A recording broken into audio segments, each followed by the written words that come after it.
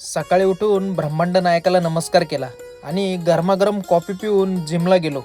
आणि गावाला जायचं असल्याने जिममध्ये जाऊन एकदम कडक ट्रायसेपचा व्यायाम केला. घरी आलो तर आज माझी चिमणी लवकरच उठून मस्ती करत होती, म्हणून तिला घाबरवण्यासाठी असं खोटं खोटं घाल खायचं नाटक केलं.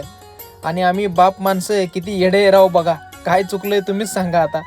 नंतर किचनमधून आलेले एक दोन टोमणे खाऊन गंध लावून देवपूजा केली आणि श्रीमद भगवद्गीता वाचायला घेतली. त्यात भगवंत म्हणतात, हे कोणत्याही या भौतिक प्रकृतीमध्ये जन्म घेऊन सर्व योनी प्रकट होत असतात आणि मी बीज प्रदान करणारा पिता आहे.